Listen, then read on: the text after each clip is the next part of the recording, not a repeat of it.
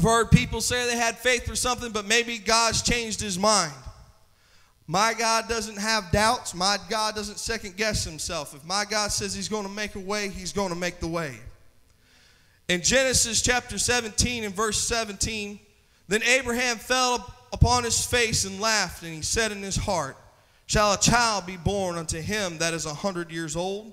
And shall Sarah that is 90 years old bear? You know what? He had to question something in himself. You know, I've gone on this long. This took some time. God, I've been praying for this to happen, but yet nothing's changed. Nothing's taken place in my life. Lord, I've been looking for whatever the situation may be. It may be for a job. I'll tell you right now, I've been looking for a job. I keep putting applications out, but you know what I'm going to do? I'm going to keep putting those applications out until God gives me a better job. I don't believe it's God's will for people to scrape and scrounge and barely get by. I believe it's his will for his people to succeed and be able to go on to do greater things. Amen.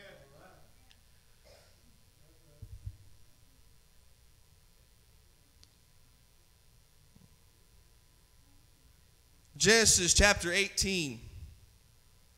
11 through 12. Now Abraham and Sarah were old and were well stricken in age, and it ceased to be with Sarah after the manner of women. Therefore Sarah laughed within herself, saying, after I am waxed old shall I have pleasure, my Lord being old also. You ever feel like laughing at something in your life that you just haven't gotten past? It's just there. It's never going to change. It is what it is. I can't do it. I can't accept it. I can't change it. This is the way it is. I'm just going to try to get over it. I've seen my grandmother when I was young. I'd come in and not in a very good state of mind, not a very good condition. Staggering down the hallway, holding up against the hallway. That's the only way I could stand straight and not fall over. And I'd have to go past my grandmother's room, Bishop. And I can remember Sister Johnson, her calling my name one night when I was really, really bad drunk. And I was going by her room and she was calling out my name. And what I was going through my mind is, I don't want to hear that. It's going to kill my buzz. I'm going to bed. I don't want to hear none of that junk. But you know what? She kept praying for me. And she kept seeking after me. And she kept talking to me. She would drive me up a wall. Every time she had a chance, she had to talk to me about God. Every time she got a chance to bring it around to us, she always talked about how I ain't seen you in church in a while. Where have you been? I'd see my own grandma. I'm like, I'm going the other way. I don't even want to talk to her. Because she kept pushing something on me that at the time I really didn't want nothing to do with it. At the time, I had no care in the world about it. But looking now in my life today, looking back, I'm so glad that she kept pressing on me and kept doing it. Because there was some faith she had that God was going to touch my life. There was something that she knew that God could get a hold of, and she just kept pressing on and kept trying.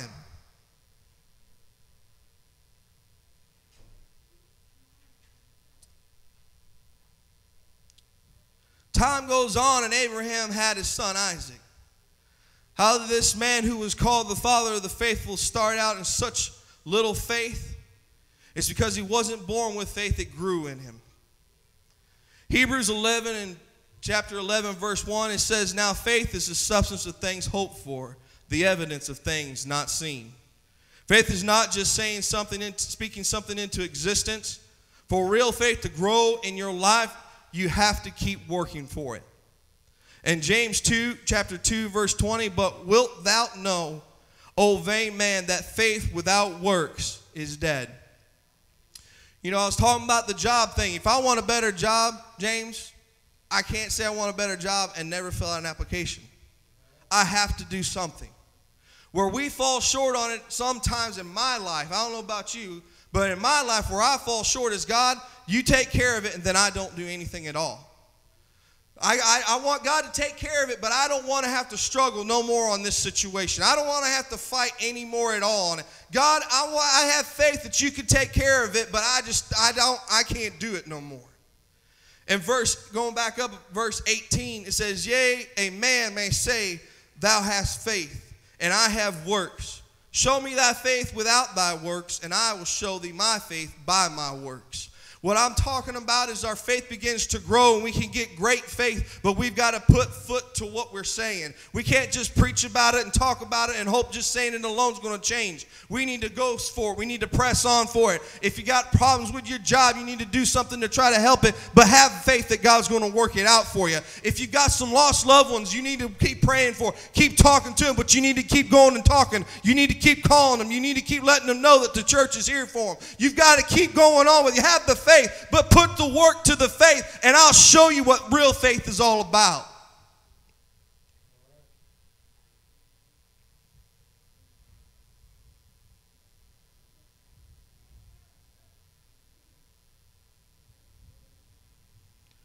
We need to get to the point where we need to get some desperate faith. I've been in the hospital a few times, and I had faith that God was going to bring me through it, but I was still scared. Laying in that bed, I got pictures at the house that can tell you, I got tubes coming out of my nose, my mouth. They got boards they put me on because I would sleep and I would pull the tubes and stuff out. They had them on both my arms and my legs, and they had to keep me strapped down because I would pull things out. I had scars all over my body on it.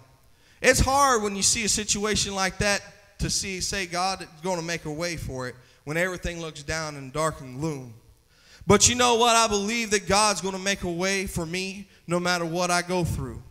It's hard to have faith when there's walls standing in your way. But when you look past the wall, if you get your eyes on what's on the other side of that wall that's blocking the sunlight in your life. If you stop living in the dark holes in the corners of the valleys and start getting your eyes to the top of the mountains and saying, God's going to bring me out of this. God's going to put me back on the top of the mountain one more time. I'm not going to die in this valley again. I'm going to rise to the occasion. God's going to make a way for me no matter what comes my way, because I'm going to walk towards that mountain, and between me walking and God on my side, I have the faith that God's going to bring me through it again.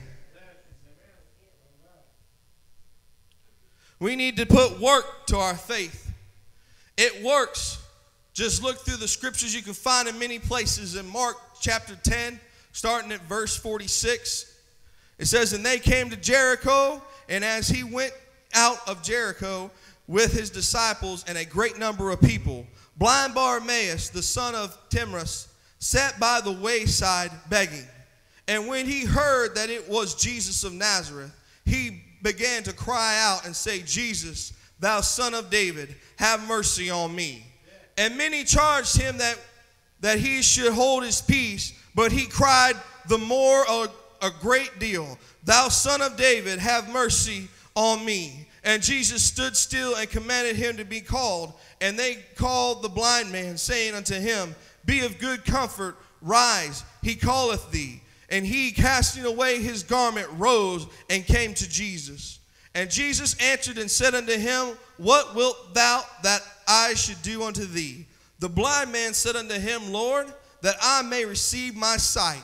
And Jesus said unto him, Go thy way, thy faith hath made thee whole. And immediately he received his sight and followed Jesus in the way. Now listen, Jesus could have spoken through the crowd and he could have been done and over with. But when you get that desire that, God, I want you to touch me. God, don't pass me by. God, give me my blessing. God, touch me in my life. Do something for me, God, that I've been praying for years about. Give me that miracle. Give me that blessing again. And it's when you press through it all and you keep crying out to God and you throw everything to the side, that's when Jesus Christ will tell you, because of your faith, you can be made whole. Matthew chapter 9, verse 20 through 22 says, And behold, a woman which was diseased with an issue of blood 12 years came behind him and touched the hem of his garment. For she said within herself, If I may but touch his garment, I shall be made whole. But Jesus turned him about, and when he saw her, he said, Daughter, be of good comfort. Thy faith has made thee whole. And the woman was made whole from that hour.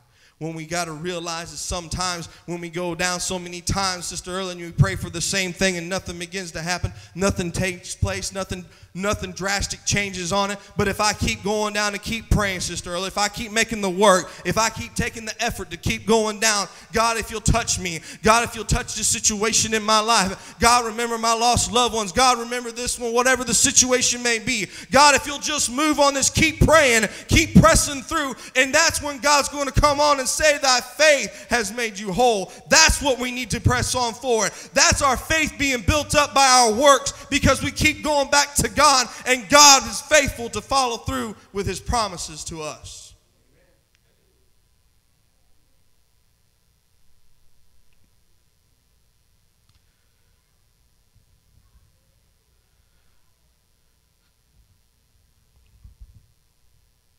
Mark chapter 2, verse 3 through 5. And they came unto him, bearing one sick of the palsy, which was borne of 4. And when they could not come nigh unto him for the press, they uncovered the roof where he was. And when they had broken it up, they let down the bed wherein the sick of the palsy lay. When Jesus saw their faith, he said unto the sick of the palsy, Son, thy sins be forgiven thee. When you go through this story, he says when Jesus saw their faith.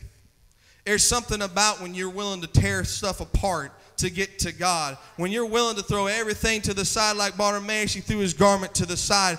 The woman that had the issue of blood, she didn't care. People saw her on her hands and knees. When you get to the point where you're desperate enough to tear the roof off just to get your blessing on it, that's where that faith is beginning to grow inside of us. That's when things begin to change for us, because we've applied the work to the faith. That's how the centurion had the faith. He came to Jesus Christ and he said, you don't need to come there. If you'll just speak the word, I know he's going to be made whole. It was because he had faith that if he could get God to say the word, it's going to take place. Well, if God would bless me, I could do that. I could have faith. Or if God would take care of this and that, I could believe. We need to get the mindset and say, if we get a mindset and say, if I need to get louder, I'm going to get louder.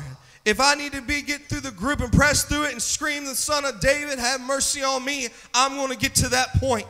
Until we get to the point of desperate faith, we cannot know the miracles and actions of a great faith in our lives. I need to crawl on my knees, whatever it takes to be made whole. We need to get up every day and say that God's going to do something great in my life. It's hard. Sometimes you hear people, these motivational speakers speaking, and say, might as well what preachers preach when they try to preach faith, a motivational thing. I am trying to motivate you. Whatever it may be in your life that you're going through today, whatever situations may come last week or this week to come, if you can say to yourself that God is on my side, as long as I have faith to press through it, God's going to make a way for me.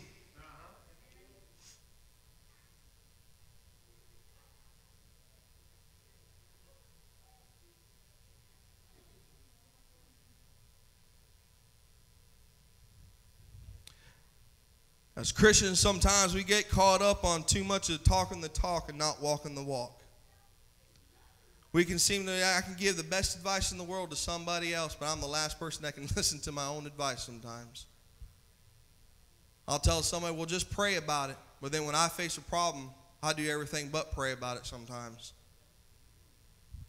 God, I need you to touch me. Whatever the need may be, it don't matter. Whether it's a miracle you need or just something to be changed in your life.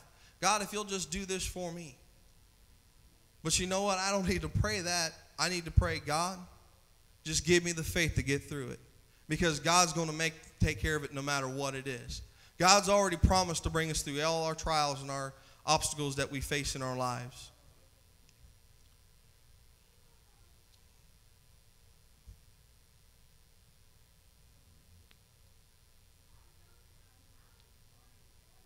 As a Christian, me, myself, I've had issues with faith with different things in my life. One of the things that I find a hard way sometimes that the devil brings up against me is faith and everyday life. You ever have a problem where it seems like every day you're just failing? You're getting further and further behind, no matter how hard you're working, no matter how hard you're trying to do it, you always get further behind on it. The one thing that I have learned is that the devil takes that and he begins to make me depressed with it. I might not be what I think I should be, but I'm a lot better than what I used to be. You know what? I got faith that God's going to bring me through all my trials and all my problems. I just need to have the faith to know that God is going to be on my side through it all. I need to be like the centurion when he says, if you'll just speak the word. All I need to know is God just say a word to me. I know it's going to come true. I need to be just like those men willing to tear the roof off to get a hold of God. I need to be like Bartimaeus. I need to scream louder than anybody else in the crowd to get God's attention. Whatever the cause may be, whatever the situation may be, if I can just touch the hem of his garment, if I'm willing to put it all down and put my actions to work, my God is faithful and true to me to give me the faith to get through the situation that I'm in.